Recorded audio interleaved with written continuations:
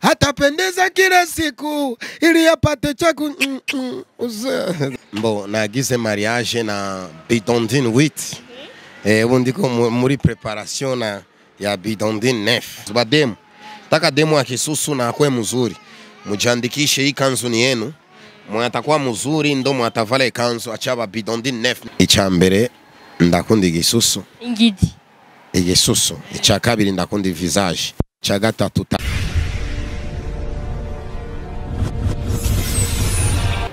Hello bakunzi barukundo News TV nibaza ko meze neza basha. Muriko murambura ndibaza Juliana on the mic. Juliana kuri micro cameraman n'inyama niwe dufise muri Rukundo News TV kandi turamwemera cyane. Ego hama twaba twaga imisi yose tubutse kandi subscribe yawe ningeze kuri twebwe sonda urkibiganiro byacu ku mwanya hama tubiri ukuntu wabonye ikiganiro komanta hama wagishimye gihe nabandi bakirabe like yawe ntibure. No musi basha haturi ni mu byiza.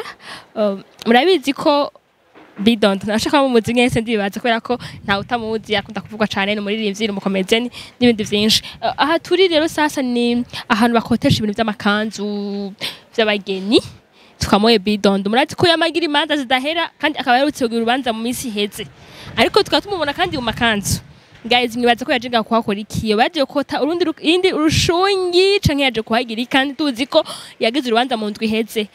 Amakuru menshi moyo kumwe natwe tumwibarize wenyene atubwire ukuri ku impamvu ari ngaha. Sawa tujane rero sasa guys bakunzi barukundo News TV mwese mukoma dukurikirana. Allo Bidondine. Ça va? Ça va, bonjour. Bonjour meze neza.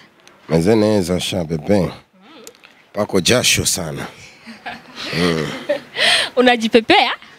Ndiko ndarondera akayaga. Ariko tubona hari akayaga gashika kenshi.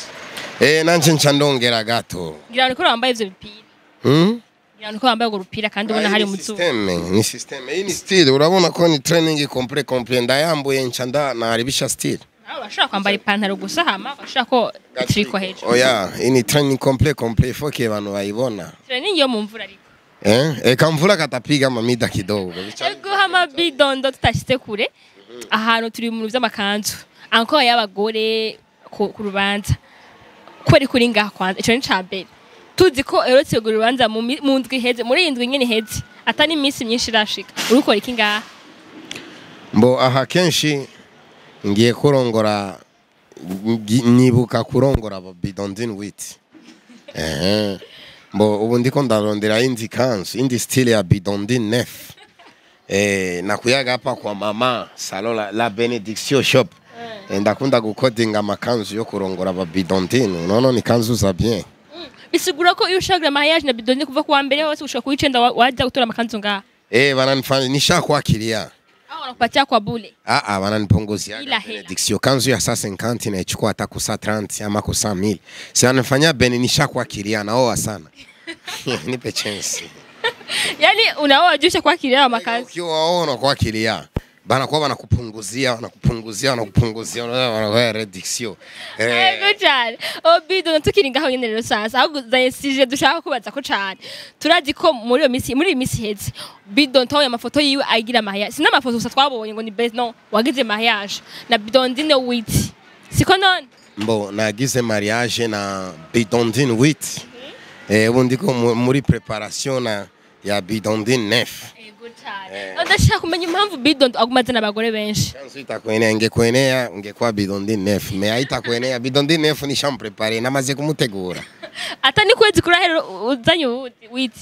Urabona ibintu ifo gutegura akiri kare. Shaka mu nyuma nyora anza gutegura akiri kare mama bujanganca ndamusigira avance ya 50 bar. Avance kandi atari kwezi kurahera uzanye witi. Sina nini projet yangu mpaka 15. Kwa ni projet? Ni projet. Bale ba mwasi banaleta banapapatia mitai bananiverser mafranga mkonti. Okay. Dushaka kumenya kwandi impamvu Bidondine atigera azana umugore umwe agaze ku bagore 8. Impamvu ya mbere ni kubera ko ubikora uko. Wabuze ko ari projet, impamvu ya kabiri. We urabona ko umuntu abagabo ubu ni bake. Abakogwa ndibaza ko ni benshi. Bademu bengi bakoma nyumbani barabuza abagabo bo kuza kubarongora cyo gituma nabasikiria buruma.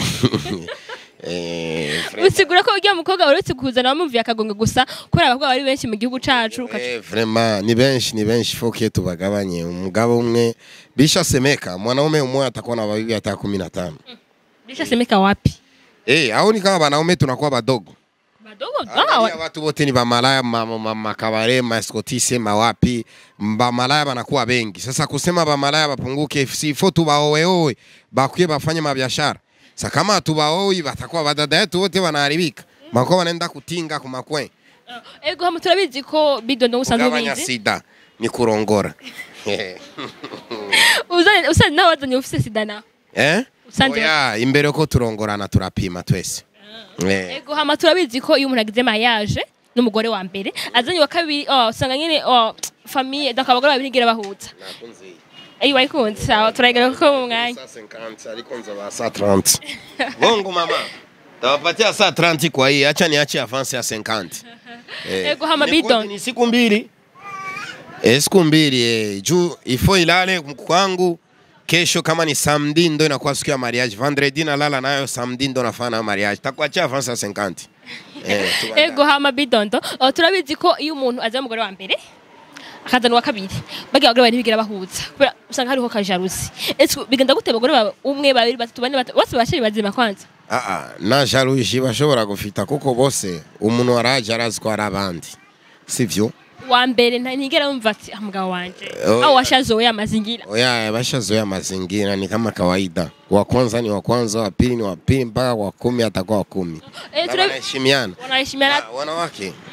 abagore mkunda mkule bien mulale bien mupate argent de poche na mkwe na mitai mchuruze mko fresh basi tunajua kama kwa kisasa wa mke mmoja tu yani kumpatia hela za kula hela za nyumba nini yani unakutana ni madepense yani usanga ari ibintu byinshi bikenewe birakunda ko bitwarika abagore 8 ata 10 ko hari n'abatinya kuzana umwe gusa ati amadepense none wewe ndakurongoye tugirize mariage chandaguwa exemple 1 million sifu ukore uzansabirasyo ambo ye nibikunda uriko urakora kandi ni we ndo takona ni bishitse naho umuntu agahomba kuri wewe umva shushu uitwa gute kwanza Juliano sijinagiza Juliano umuntu wakurongoye directement sifu umuntu wakurongoye directement agaguha umutaye bisaba ko umunsi nzobura amahera ya clip uchamfasheri ewana nimefaidika chukua hata 50 milioni ongezee bongo sasa sio kusema nka projet nshaka dada yetu basiendi kuteseka na ukimupa mutai kama sio sheri wako atakutoka lakini kama ni sheri wako kama ni mke wako wa nyumbani sasa mtoto unampa mtai anachuruza naye atenda mbarabara kwa atatulia kabisa unasapenda wadogo yako bangaiki sio mwe bakwe ba bidondin def bidondin 12 kuliko kwenda mbarabara fuma ndakubaza question umusista we wawe nyimba rufise umusista ukabona ko ari mu mara ya mu kabari ariko rakora umara akajama n'uyu akajama na uyu fuma basi yabe bidondin 12 choisir Bidondo wisinzira ushobora gutama umukobwa ni ikurabira ko cyane ati vraiment yani ikintu kikwatira ati nukuri kitu nakipenda sana kwa wanawake icyambere ndakunda igisusu ingidi igisusu icya kabiri ndakunda visage icya gatatu tabia au tabia inaweza kuwa ya kwanza tabia haiwezi kuwa ya kwanza igisusu na visage umuntu abuze igisusu azoba afise visage hiyo ndiko ndakumbira tabia mwanamke ni wewe unamfundisha bavuga n'abasilamu bavuga n'amadini zose bavuga umugabo ni professeur w'umukobwa umugore wewe sivyo unaweza kuwa na tabia mbaya lakini gisi na kushika ukachange umuntu harahinduka ya pole pole sawa alafu Bidondo turamuzi kandi mu muziki mbere ko tugira byituvuga shaka akapela yawe ngira ngo umuntu wese ayumva ati aho bari kumwe n'awundi yari usimuoni yari wese baziki cyane right jako hapana mimi sikija kabisa akapela ya ugandirimba usimuoni njoo uleana sawa jako rero Jenere chayo usimuani ule ya ule anapendeza usimuani ya ule anapendeza asegodeshe usimuani anapendeza anachako kupa mama leo na kesho mimba kwako hata kutopa kikoropo haya kwako na familia baba na mama watalia tulia upate cha kusoma ili muendelee mbele atapendeza kila siku ili apate cha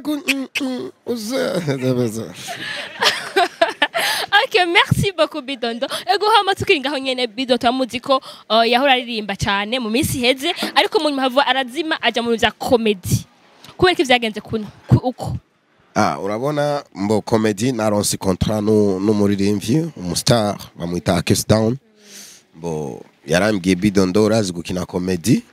Mbo tujya dukomedi ushira mu ndirimbo ziwawe shaka dukureyo tudukire nka amafilme tushatugabura ama pourcentage acara ama contrat y'umwaka wose ndabona ko birimwa amahera candemera dukorana numvise ko ari abandi bagwanye bo bakazi yabo batagicyora lakini mimi tunatumika na lipa poa niko sawa. Turabizi ko Akes Dan yaje atevye muri game ariko bakaba ari watangiye kuja imbere yiwiwe bisuba ko Akes Dan acari muto kuri wewe kindi kandi yagize kwa mu dansere wawe tutibagiye ni gute umuntu yigeze ku dansere wawe kandi yaje mu muziki ateba akaca ba CEO wawe akaca ba chief wawe kandi umva umuruti giti umuruta kubaka izina mu gihugu cy'u Burundi. Mbo si CEO uyu wanje en fait ni sous-forme comme manager. Sawa ni gute rero umuntu yayi dansere wawe aba manager kandi ariko twazi ko Waka Light ari yiwiwe ndagomba ndabasiguriye ikintu manager sumuntu manager sumuntu ngo mu patron wawe manager n'umuntu ukamwamagara mugakora anyuma y'ugukora iga benefits muca mwigabura nuko ngene turiko turakora na Akes nje ngakina comedy candazimuha acarazidandaza hanyuma ijeje kuzidandaza amahera yinjiye kuri YouTube yiwe tuja tuyasohora tuja tugabura ayandi mahera tuja tugenda kurangura amandro yindi ko ndiri yandevu ni kugira ngo nshobora kuba manager wa makanzu ngarondera abakiriya bakaza gushorera amakanzu ngaha tukagabura pourcentage nimba ari umukiriya ndaza n'umukiriya kodeshije akanju 150 je bakamebana amahera yinjire ni 120 30 chaiga uri commissionnaire ariko ni manager ni commissionnaire nico kimwe je ndafise talent ndaririmba ndafise vyose Akese arazi akatora ibintu vyiwanje akagenda kubidandaza ndio manager me sponsor n'umuntu araguha amahera nashaka ko yasubire niyo sponsor manke muntu agusponsoriza gusa kubera ubandanye tukiri ngaho nyene turamuzi Bidondo ko yahora aririmba ndimo sous forme ya comedy yambaye ibintu by'ibitenge déjà nyene ariko mu nyuma havaje kuri imbere biri serious byagenze gute hobe rya style yawe kuririmba mbo Sikuja nyene nababwiye ko akesabye izi clip tuzazikora serious iyi comedy tushiremo mu comedy naragaburiye ama comedy pembeni na ma clip pembeni nikujya nyene twabitawe me ri contrat yake se yishe iki yejeje candatangura kubivanga na problem bisigura ko ubu nushaka kuririmba indirimbo sous forme ya comedy kubera ko ntibiri muri contrat mwavuga nibi muri contrat ndaririmba indirimbo ndambaye style tu ya bien hanyuma zigya comedy ncandashishira sous forme ya film gusa style ya film yego turabizi ko tutagiye kure hari bagenzi bacu muri Buja Flavor muri Ndasi Ndunzi bamaze imisi bako baracyana mu bitwara kubera ko hatabaye guhuza neza mu kuntu makontra bagi barabusinyana canke bagi barahindukana urafite confiance ko Akes Dan atogera igihe muhindukane ko abandi bahindukanye Mbo sinzi ibyo ni Imana irabizi kuko je turakorana bien aramemba bien tugahembana pourcentage turaiga bien bikishindikana tutaenda kuzone ananipa changu na mimi nampa yani watu wengi washa penda sana vitu vya kwenda yani kwenye kuzone yani kwitwara kwenye serikali ni vizuri hata bagasore balienda barifungishana huko kubera musichomani mabisu musingizani musipigani barabara mko basania bitaonesha bien munaenda ku serikali na baamua lakini vitu vyenye yani kwenye hizo social kwenye YouTube kwenye platform tofauti siwazi kama wanaweza kuzibeba kwenye serikali binawezekana kivipi sasa siwazi kama ni kuatia masharge yenye hawaelewi hata wanaelewa serikali ya kisasa sio kama ya zamani. Ubu ni leta mvyeyi irakora neza mu bintu vyose birimwo amanyanga birimo ama problème rashobora kubikora bikagenda ku murongo bien. Ego hama Obidondo turamuzi neza ko yaje kera nahageze nibaza ko ashima oni ikivuga ati nukuri muri industry y'umuziki muri Buja Flavor iki twakio mzuri vraiment tukione tukigeuza ingezekana tungefanya hivi. Bo bapatro bache kuzurumu batumishi babo na batumishi batumike bien na honnête dukundane c'est fini. Kwa zulumu kivipi na Disney maelewano kwa washaelewana mwanzo? Mwana mnasaini contrat jaranje umoya asiendi kinyume na contrat. Sio bien hata na mimi pako batoko na nitafuta ngo tukine ama comedy. Ndiko ndababwira mugende kwa akese mumvikane sinshobora kugira contrat namwe akese aiko pembeni. Juba kileta zile lare akese aone ashike decision na mimi niko pale. Kesho akese asiendi kunishtaki ase Bidondo tulisaini comedy anataka akule huku na huku. Akule muguru na akule na kuku hapana. Mtu yote akinitafuta ngo tugire makomedi ifu akesi yakwe pale. Ndamuba. Alafu wafanzi wako witegeki bavuga ati ikintu gishasha igisasu canke ikibombe ugiye kuzana vuba canke nta gihari muri kayo muziki twazi ko komedi ho uri ku mwanya wa mukora kandi tubishima cyane muri kayo muziki twitegeki. Ndashaka abakobwa kenshi mwende kuchandikisha kugira ngo mwenye tafara ikanzu bademu taka demo akisusu na akwe mzuri mujandikishe ikanzu ni yenu mwatakuwa mzuri ndo mwatavala ikanzu achaba Bidondi nef senfi ikintu gishasha azoba Bidondi nef ama Bidondi twiringa kwanza nyene aho nyene turamaze kumva ko umuntu aguma arongura umugore wa mbere wa kabiri wa gatatu wa kane wa gatanu umenga ntazi gufata decision neza mu kibano babifata gute wo vyakira gute ku ruhande rw'iwawe? Jenda zikuntu nabijeje nyene najua gisi nabipeleka bien binaenda. Alafu majirani wiona kivipi? Hapana probleme umwana mpangia Nyakabiga wengine Jabe wengine Kinama habazogeleani hata. Wote una mtiko mbali leo nalala Kibenga leo nalala Jabe kesho nalala Kinama. Wote unawagaramia? Bien na mguru wa tatu na bakazia mzuri sana. Okay, vitu ndakaje kama kuri Rukundo News TV. Rukundo News TV. Ya Rukundo News TV channel range Bidondo ndabakunda cyane ikintu nshaka kubabwira muitegure indirimbo yanje nshasha irahari mu nzira na Bidondi nef hayapatikana lakini atakuya msijali.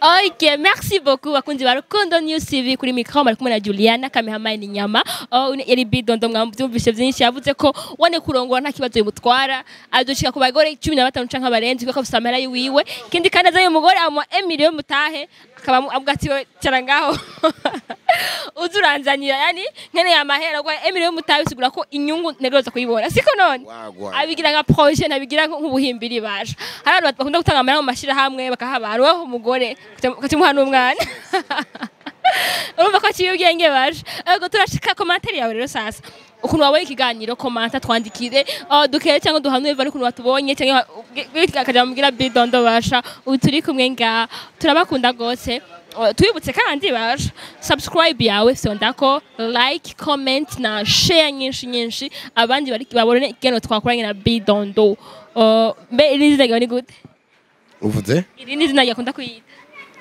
Bidondo ubundi Bidondo mariage Bidondo mariage oya hari ndikunda kuvuga mu ndirimbo tanguya nagerageye Bidondo bitumbula no Generencha bisobanura iki?